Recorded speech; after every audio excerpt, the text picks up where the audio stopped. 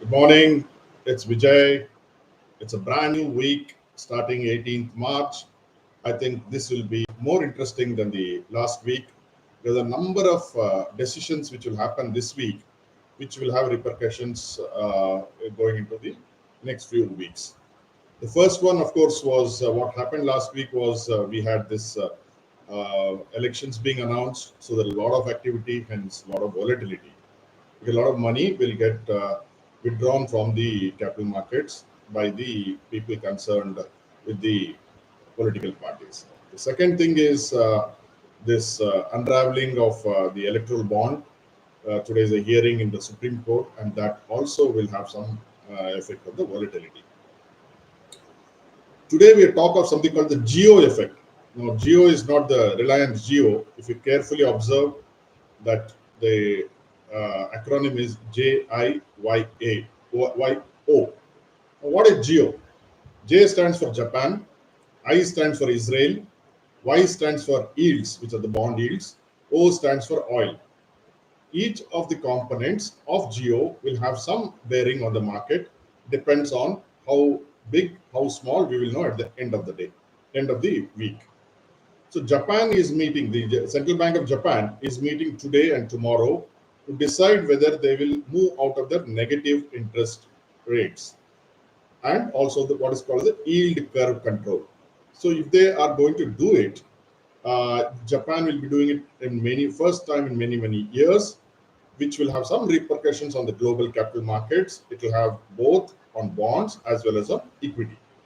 So that is something which we need to watch, and that decision will happen only tomorrow.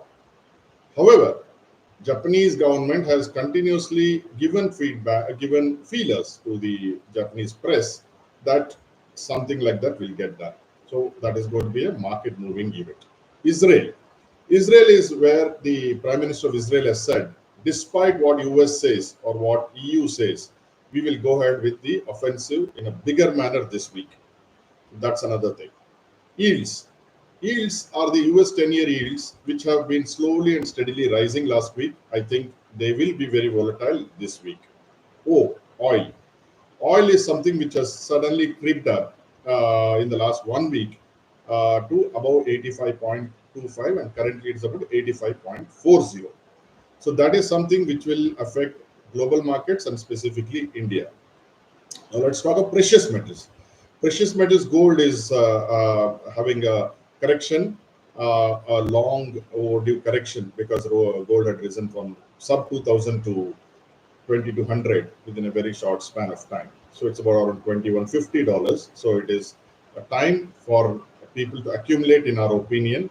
I'm not saying that you should follow what we were doing, but we are accumulating gold piece.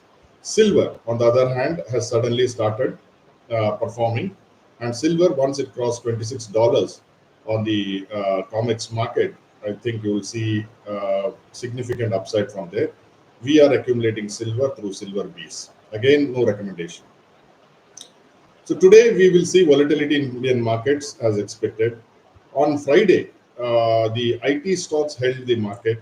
Today, I think they will not be holding it, and on the other hand, there may be selling. What happened on Friday was that they had to hold, some sector will always hold the market, and IT was one such sector. If you look at the ADRs, Infosys fell more than 2%. So that will have some bearing today, and one is expecting IT to be weak. ITC will also be weak because they tried to jack it up on Friday and it collapsed in the last half an hour. PSC started, public sector enterprises started their downtrend on Friday, despite the other sectors trying to be stable. PSU banks may also struggle because today it is SBI's day in the Supreme Court. Now, only two sectors, pharma and FMCG, and to some extent private banks, may be able to hold the market today. It doesn't mean the market will collapse. It doesn't mean that there will be a significant correction. What it only means is that the buyers will be scarce.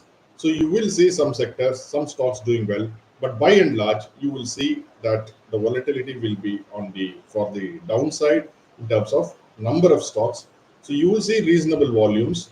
You are likely to see reasonable volumes, and you are likely to see the advanced decline ratio in favor of the declines. However, there will always be opportunities for us to accumulate stocks. What we are doing today is to buy gold and silver, and to some extent, Hang Seng Bees, if we get a significant correction in that. Hong Kong also has got a IT index called Mahaktech, MAHKTECH,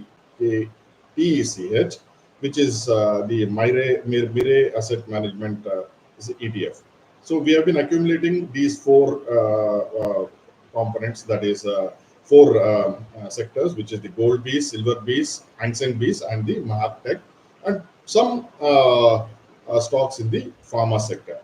So I'll end here. Have a happy trading day, and hopefully all of you will make money.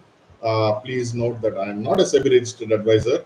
Please like this channel if you feel it's giving some useful information, and please subscribe and please tell your friends, because we have tried to base this commentary on facts and not on opinions as much. We derive our opinions from what facts we see. As of now, whatever we have seen, we are opining on that. Please take care. Have a good trading day once again. Thank you very much.